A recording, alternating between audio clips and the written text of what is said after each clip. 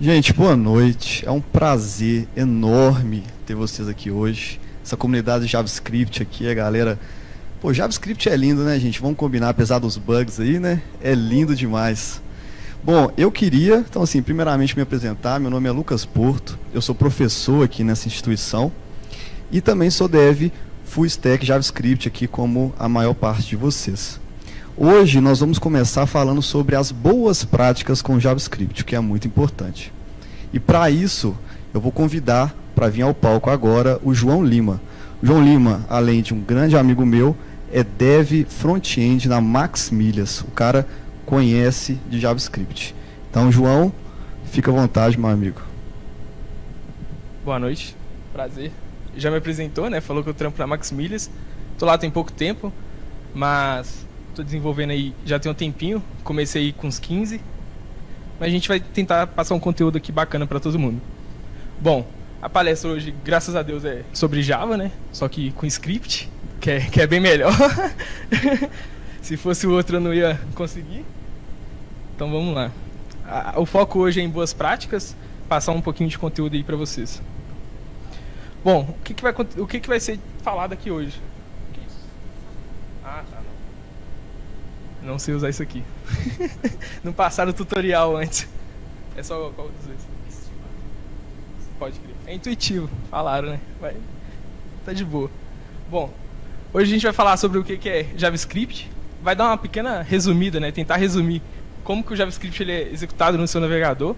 A gente vai falar sobre a importância de padronizar suas variáveis, não só no JavaScript, mas em todo o código que você for escrever. Vai falar sobre como reduzir... sobre... O slide está errado. Não é a versão que eu mandei. Calma aí, acontece.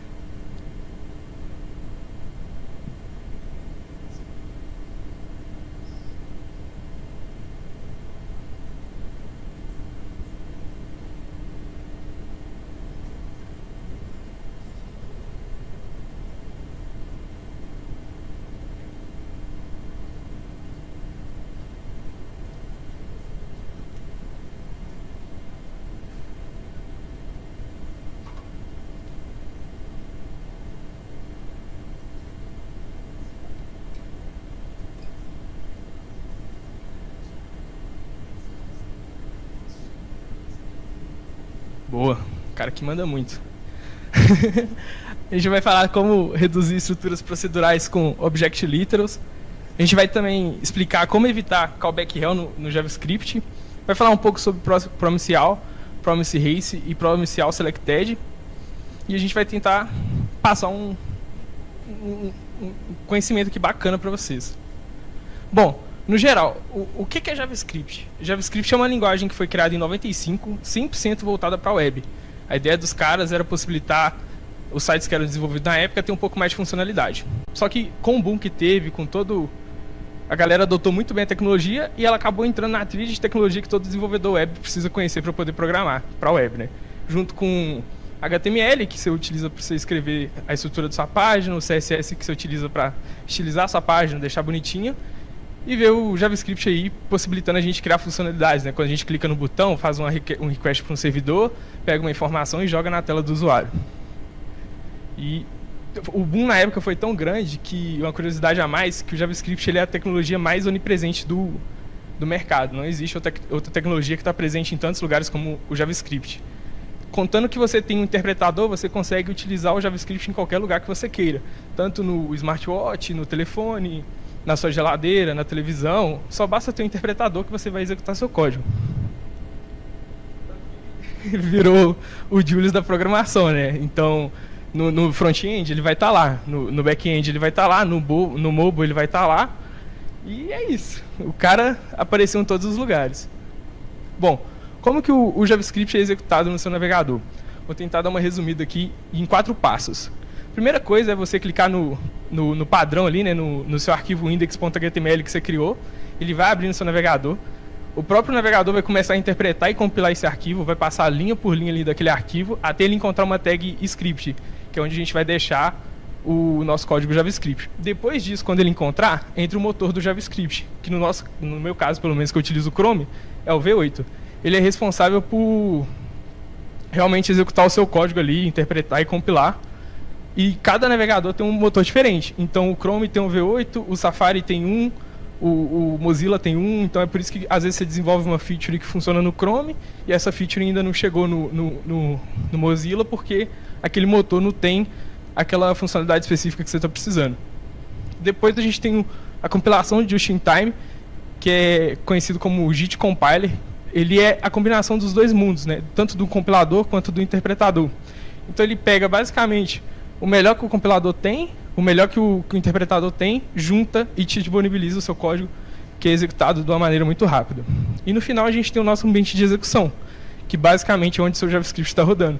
A gente tem onde está rodando os event loops, que é onde processa os eventos que estão acontecendo, a call stack do JavaScript, onde processa suas coisas assíncronas, o heap de memória está lá, e é lá que a mágica acontece e seu código aparece na sua tela ali, executando bonitinho. Bom, por que a gente deve padronizar variáveis tanto no JavaScript ou em qualquer código que você escreveu? Bom, eu tenho certeza absoluta que algum de vocês aqui, ou boa parte, já entrou numa empresa, pegou uma tarefa para fazer, e a primeira tarefa já é pegar um arquivo que tem 600 linhas, cheio de for each, map, tudo definido com V, A, B, C, X, e você não tem ideia do que está acontecendo. Eu, pelo menos, já tive essa experiência bastante vezes e continuo tendo, por incrível que pareça. É mais comum do que vocês pensam. E o desenvolvedor ele tem que saber lidar com esses arquivos, porque na maioria das vezes não vale nem a pena mexer. Vale mais a pena você refatorar aquele arquivo do que dar manutenção, porque é uma manutenção muito custosa. Você fica ali 2, 3, 4 horas entendendo o que o arquivo quer dizer. Na maioria das vezes você não consegue. Eu sou suspeito a falar que o código mal escrito com a variável mal escrita sabota o próprio dev, porque o dev não consegue entender e pensa que ele não tem capacidade de estar desenvolvendo aquilo, ou pensa assim, nossa, eu não consigo desenvolver, ou o cara que fez de uma forma muito difícil, mas não. Acontece que o último dev que fez ali não tinha um conhecimento de boas práticas e dificultou a vida do dev que chegou depois, entendeu?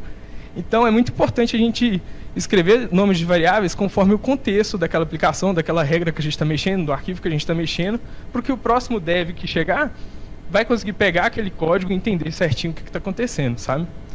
E você não precisa preocupar, por exemplo, com o tamanho de variável.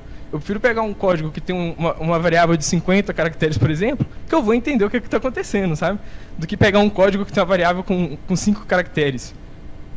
Por baixo dos panos, o próprio motor ali, a engine do JavaScript, ela vai fazer a questão de encurtar essa variável e não vai mudar nada na sua execução. Bom, aqui a gente tem 2 exemplos de códigos mal escritos, onde a gente tem a primeira linha ali, uma lista sendo definida, depois uma nova lista ali sendo lista M, que passa um map, que tem V e I, e depois retorna um objeto modificado. Bom, partindo do contexto ali do código, com o conhecimento que a gente tem na linguagem, a gente sabe que V é o elemento atual do array, né? E que o I é o index do elemento que ele está passando atualmente. Então a gente consegue entender o código. Mas imagina isso num arquivo com 600, 700 linhas. Fica inviável essa manutenção. A mesma coisa aqui no código da direita, que ele tem um array de string, ele cria uma função que chama, por incrível que pareça, função. Achei um nome muito bom. Quem nunca, né? E passa essa função para dentro do for each. Seguindo o mesmo conceito que a gente consegue entender o contexto do código, consegue entender que a gente tem conhecimento da linguagem, a gente sabe que o A é o próprio elemento que ele está iterando, o índice é o B e o vetor é o C. Então a gente consegue entender. Mas, novamente, pensa isso num contexto maior, numa aplicação maior, com uma regra de negócio maior. Fica inviável. Bom, aqui a gente tem outra má prática que a gente chama de números mágicos. O que são números mágicos? São números flutuantes, tipo, sem contexto. Naquele código da esquerda a gente consegue entender que I se refere à idade do usuário, que atualmente é 20, e a gente consegue entender que ele está comparando a idade para saber se a pessoa pode votar ou não. Mas imagina isso em um contexto mais real, que é o da direita aqui, onde S armazena o status do usuário, e a gente compara se o ID é igual a 1. Eu te pergunto, o que é ID1? Para a gente descobrir isso, a gente tem que ir lá no banco, ir na tabela de status, né, pegar o nome do ID e falar, o ID1 é o admin, por exemplo. Então, a gente só sabe, o cara que fez isso dificultou muito a vida do próximo dev que pegou nesse código, entendeu? Então, evitar ao máximo utilizar números mágicos, variáveis que não tem um nome descritivo, essas coisas. Bom, aqui a gente tem um código refatorado, que a gente deu um nome melhor para a variável agora, status atual do usuário, deu um nome melhor para a função, a gente fala que pega o ID do usuário atual, tudo mais. A gente tirou os números flutuantes, os números mágicos, né? Extraiu para constantes, que explicam o que aquele número é, saca? E a gente, agora, quando a gente lê esse código, o próprio código expressa o que ele está fazendo, sabe? A gente consegue ler o if e entender o que o código quer fazer. A gente não tem uma dificuldade para entender o código, sabe? E isso facilita na manutenção, facilita na vida do próximo dev, facilita só benefícios. Uma outra prática também que a gente vai ver hoje é como reduzir a quantidade de if no seu código. A gente vai abordar hoje sobre o early return, ou retorno antecipado, que consiste na prática de não escrever ou evitar a escrita de ifs alinhados, que é um if dentro do outro, tipo if else, if else, e aqui vai criando aquela pirâmide de if, sabe? Bom, aqui a gente tem dois códigos que já utilizam a prática do retorno antecipado. No primeiro código, ele verifica se a receita é menor ou igual a zero, e já de cara, já é um retorno óbvio, então ele estoura um erro para o usuário, né, ou para o dev, e retorna e evita com que o código de baixo seja executado. Aí a gente também tem a função obter o primeiro elemento, que valida se o elemento é realmente um array, ou se ele tem um length maior que zero. Se essa expressão for verdadeira, né, no caso ali ele verifica se não é um array, porque ele nega a expressão, e verifica se o length é zero. Ele também estoura um erro e evita que o código seja antecipado, o código de baixo seja executado. Aqui a gente tem um código mais real, um código onde a gente verifica se o usuário tem alguma informação. Primeiro a gente pega o token, verifica se o token existe, se não existir a gente retorna false lá embaixo na linha 11. A gente verifica se o usuário pega as informações dele lá no servidor, né, faz a requisição. Aí depois na linha 5, a gente verifica se o tipo da variável user que está armazenado é diferente de um defined. Se for diferente de um defined, a gente retorna true. Senão a gente retorna false. Só que a gente consegue ver esse mesmo exemplo na linha 15 ali, ó, que um código de 13 linhas foi reescrito com 3 linhas de código, usando a prática do retorno antecipado. Então, a gente verifica se não tem o token, que é um retorno óbvio, a gente já retorna false, verifica o usuário e depois já retorna a própria expressão, que é o current user info diferente de um defined. Por baixo dos panos ali, vai substituir por true ou false, que é o resultado da expressão. A gente também vai ver sobre como reduzir estruturas procedurais com object literals no JavaScript. Uma estrutura procedural muito comum que a gente vê por aí é o próprio switch case. Tem algum problema em escrever switch case? Não, não tem problema nenhum. Não vai impactar no seu código, não vai acontecer nada. Porém, quando isso escala para uma regra muito grande, que você tem um switch case com 15, 20, 30 casos, para você dar manutenção nisso, é custoso. E a chance de você esquecer o próprio default do switch case é muito grande. Então imagina a sua aplicação inteira estourando porque você esqueceu de botar um caso, ou porque você esqueceu de botar um default. Você tem que subir um hotfix assim, de última hora por causa de um switch case. A gente não quer isso acontecendo. Então, que ficou um pouquinho de ruim para ver. Deixa eu ver se tem como... O quê? Não. Beleza, mas daqui dá para explicar. Oi? De fato. Isso aí que você falou faz sentido. Oi? Ah, não. Não vai dar porque é o PDF. Pô. Esqueci. O cara que ele lançou aqui, lembrei na hora. Mas o que acontece? Aqui a gente tem o código com o switch case. Vou tentar dar uma explicada. A gente tem lá na linha 1 duas variáveis, o dia e o tipo do dia. E a gente tem todos os casos, tipo 0, 1, 2, 3, 4, 5, 6. E o próprio default que vai retornar algo. O que vai ser passado para esse switch case? O próprio getDay do JavaScript. Então esse getDay ele vai te retornar o dia da semana, que é de 0 até 6. Então esse código vai executar normal, é um switch case aceitável, você tem poucos casos, vai ser fácil da manutenção e tudo mais. Mas a gente pode reescrever o mesmo código com object literals, que consiste em quê? Criar um objeto no JavaScript, utilizar o nome da chave dele para ser o seu assessor, né, os possíveis acessos, e o valor dessa chave para ser o valor que você quer passar, né? No caso nosso ali duas informações, a gente vai retornar um objeto, mas você poderia ter funções, por exemplo, você poderia ter uma requisição acontecendo, você poderia ter muita coisa. O que você quiser colocar ali fica a seu critério e a sua necessidade. Por quê? Por que nesses dois casos, por que fazer com Object Literals? Imagina que isso escale e você precise colocar 20 casos ali. Você pode simplesmente pegar esse Object Literal e extrair para um arquivo fora do seu contexto ali, exportar ele e utilizar ali, que vai funcionar normalmente. Vai continuar o seu código ali, e nessa parte onde está a sua regra, você vai diminuir para 2 linhas, porque só tem realmente o que você precisa, saca? Aqui a gente tem um exemplo menor, que a gente verifica se a escolha do usuário e atribui o preço à variável price. É o mesmo código, a mesma ideia, executa o switch, é um switch pequeno, e tem a expressão default, e lá embaixo a gente verifica se o preço é diferente de um defined e faz algo. Aí a gente tem no canto direito ali o mesmo código com Object Literals, onde a gente cria o menu, né? A gente cria o menu e atribui os pedidos e os preços, pega a escolha do usuário, a gente verifica se a escolha do usuário existe uma chave de acesso no objeto com aquela string, no caso pizza. Se existir, a gente vai colocar a mesma condição ali, o mesmo console.log da linha 22. Se não existir, a gente vai colocar uma exceção, uma tratativa de exceção, que é a tratativa do default, que é da linha 18. E daria também para reduzir esse if else num ternário do JavaScript, mas daria para fazer isso também em outras linguagens. Então a gente ia diminuir de um código de 23 linhas para um código de 9, onde a gente tem o ternário, verificando se tem a key, né? Passando as mesmas condições de console.log. E resultaria na mesma coisa, num código mais limpo, menos verbosidade, mais fácil da manutenção, é só benefícios. Bom, isso aqui é uma coisa que é sincera. Como que a gente pode evitar callback hell no JavaScript? Primeiramente, o que é callback hell? Callback hell consiste na prática de chamar callbacks aninhados um dentro do outro. Então, você tem uma promise, aí você inscreve naquela promise, que retorna outra promise, e você se inscreve na outra, e se inscreve na outra, e se inscreve na outra.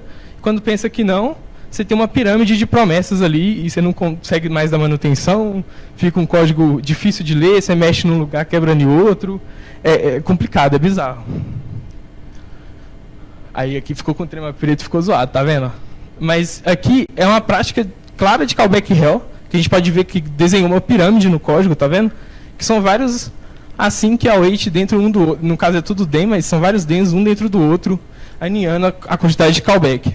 Isso é um código que eu fiz em 2019, no primeiro emprego que eu trabalhei, então acho que é uma coisa que todo dev vai passar. E eu achei que eu estava arrasando, mandei para um brother meu, eu falei assim, aí mano, olha meu código como é que ficou complexo. Ele falou assim, mano, isso aí tá uma merda, o que você está falando? O cara já era muito mais experiente que eu. Aí eu falei, pô, mano, por que tá uma merda? Aí eu descobri o que era callback hell e como que eu podia evitar isso. Pergunta se eu refatorei. Nunca refatorei, deixei pro próximo dev. O cara que mexe ali no próximo dia. Mas isso é um código que é inviável da manutenção. Se hoje em dia, se eu pego um código desse aí, eu nem perco tempo lendo. Eu só refatoro e preocupo mais com a regra de negócio. Bom, nesse caso aqui, a gente tem um exemplo mais simples de um callback hell, que ainda não chegou a se transformar naquela pirâmide. Mas se isso se estender e crescer, vai se transformar. Onde a gente tem um fetch, que é a primeira promise, a gente se inscreve nessa promise com den, pega o response, retorna o response.json, que é outra promise, se inscreve na promise do response.json, pega os usuários e retorna um map trazendo somente os nomes dos usuários. E depois no display user ali, a gente se inscreve na promise do get user de novo e pega os nomes. Isso aí é prejudicial ao código? Dessa forma não, é uma coisa pequena. Mas daquela última forma do outro slide, claramente não dá para dar manutenção nisso. Então, como que a gente pode evitar esse tipo de callback hell? Utilizando a async await do JavaScript, que inicialmente ele foi criado justamente para evitar o callback hell. Bom, aqui o mesmo código, só que usando a async await, onde a gente primeiro faz o fetch, o JavaScript vai esperar a gente fazer o fetch, a gente faz o response.json, o JavaScript vai esperar o response.json, e no final a gente retorna o user.map, que vai retrazer somente os nomes. E depois na linha 7, a gente mostra, na linha 8, né, a gente mostra esses nomes como no último código. Porém, fica um código mais legível, mais fácil da manutenção, o próximo dev vai ler, vai entender o que seu código quer fazer e vai ser tranquilo. Outro assunto também que eu queria abordar aqui é sobre o uso de Promise-All, Promise-Race e Promise-All Selected. O que é o Promise-All? O Promise-All consiste em executar várias promises em paralelo. Então, vamos supor que você tem um formulário de usuário ali que você cadastrou e você tem que mandar também se o cara aceitou o termo ou não de uso ali. Só que são dois serviços diferentes, os dois são independentes, nenhum depende do outro. Então, por que não executar as duas promises ao mesmo tempo? É melhor executar as duas do que esperar, né? Tipo, uma executar para eu poder mandar a outra. Então, nesse caso, a gente pode usar o Promise-All, que vai receber um array de promessas, que vai ser executada em paralelo. Porém, se alguma dessas promessas sofrer um reject, a gente vai perder a resposta da promessa que deu certo, saca? A gente pode colocar um try-catch, fazer alguma tentativa de erro, mas eu recomendo usar o All Selected, que a gente vai ver no futuro. O Promise Race, ele basicamente vai executar no mesmo sentido duas promises ao mesmo tempo, uma ou mais promises ao mesmo tempo, né? E a promessa que tiver o retorno mais rápido vai ser retornado para o dev. Então ele vai retornar, vamos supor, num cenário real, você tem um serviço que você tem que cotar o frete para o usuário ali que está lá no seu cliente esperando. Ao invés de você usar ali, você tem 5 serviços de frete. Ao invés de você cotar o primeiro, depois cotar o outro, depois cotar o outro, depois cotar o outro, depois o outro, depois verificar o menor preço e trazer para o usuário, você pode passar 5 promises seguidas para o Promise Race, a próxima que ele te retornar primeiro, você já retorna para o usuário. A chance dele negar o seu pedido por causa do valor do frete é mínima, mas é uma solução dele ficar menos tempo esperando. Ah, mas e se der ruim? Você pode implementar um try-catch também e fazer alguma tratativa de retry ali, para você tentar mais 3 vezes, esperar 30 segundos e tentar de novo. Aí vai da sua aplicação e da sua regra de negócio. E depois a gente tem o All Selected, que vai receber... O All Selected é a mesma coisa do Promise-All. Ele vai receber um array de promises e vai executar tudo em paralelo. Só que qual que é o benefício dele? A gente consegue capturar todas as respostas, independente se deu erro ou se deu sucesso. A gente consegue ter acesso. Ele vai retornar um array de promises e a gente consegue ver se o status foi sucesso ou erro e acessar e tudo mais. Então a gente tem um código ali sem o Promise-All, onde a gente executa 3 promises, então ele vai executar a linha 2, a linha 3, aí depois esperar. A linha 4, espera, linha 5, linha 6, espera, e a linha 7. Como que ficaria esse código com o Promise-All? A gente primeiro cria um array de promise, que são as nossas promises que podem ser executadas em paralelo. A gente coloca na linha 19, passando para o Promise-All, todo o array, coloca um await porque ele é assíncrono, espera executar e obtém os resultados, que é nada mais que um array de resultados. Então, se eu tenho 3 promises, vai ser um array com 3 posições. Bom, mas se der algum tipo de erro, eu posso tratar no catch do try-catch. Aqui também a gente tem o Promise Race, que são duas promises, né? Então, a gente está executando da mesma forma que executou o Promise-All, porém, ali pode ser tanto a opção 1 quanto a opção 2. A que executar primeiro é o que vai estar na minha variável result. Se der algum tipo de erro, eu consigo capturar com try-catch e executar algum tipo de pattern de retry ou algo do tipo. A gente tem o All Selected, que também segue a mesma ideia do Promise-All. Passa lá para dentro o array de promessas, ele vai executar e dentro da variável results vai ter um array com os resultados. Então a gente consegue acessar se o status foi fulfilled, quer dizer que aconteceu a requisição com sucesso. Se for reject, quer dizer que aconteceu algo de errado e que sua promessa foi rejeitada. A gente consegue ver o valor daquela resposta dentro do ponto value ali, e se der algum tipo de erro, a gente consegue acessar o erro no ponto erro ali, e está tudo bem, você consegue implementar algum retry, ou falar para o seu servidor que deu erro, fazer o que você quiser, vai da regra de negócio. Aí a pergunta que fica, você notou algo de diferente nos códigos? Alguma coisa estranha? Alguma coisa errada, talvez? Ninguém notou, né? Ninguém falou nada? Então tá bom. Aqui a gente... tem isso também. Isso aí foi um ponto importante. Mas outra prática aqui também que tem nesse código é que eu misturei inglês e português na hora de escrever o código. Deixa eu ver, achar um aqui que tem.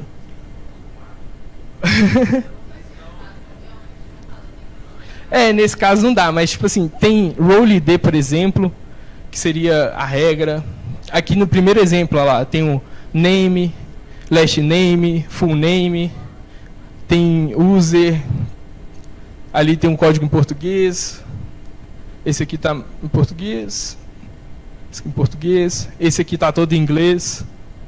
Aí fica a pergunta, eu devo misturar inglês e português no mesmo código? Claramente que não. Porém, é uma coisa importante para a gente pensar, qual é o padrão do projeto que eu estou desenvolvendo.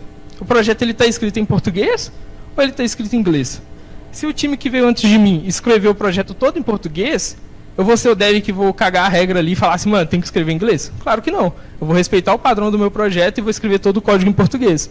Isso também vale para um projeto escrito em inglês. Se está escrito em inglês, você vai lá e escreve suas variáveis, suas funções, seus comentários, tudo em inglês, seguindo o padrão daquele projeto. Então, fica mais essa dica aí para vocês. E aqui, um QR Code que vocês conseguem entrar em contato comigo, é só escanear. Eu espero de verdade que vocês tenham absorvido algum tipo de conteúdo, alguma prática legal aí para vocês usarem. Espero de verdade também que vocês façam code review, comentem no code review dos seus coleguinhas, porque esse, na minha opinião, é a hora que o dev mais aprende, é na hora do code review. Chega lá e taxa seu colega sem dó, mas aceita ser taxado também. E quando for taxar, lembra de sempre ser uma pessoa não agressiva na hora de comentar, sempre fala assim, eu acho que pode ser assim, cara, eu vi essa prática em tal lugar, chega e manda um link pro cara. Faça um comentário legal, um comentário construtivo para aquele dev, sabe? E é isso. Muito obrigado pela oportunidade e tenha uma boa noite.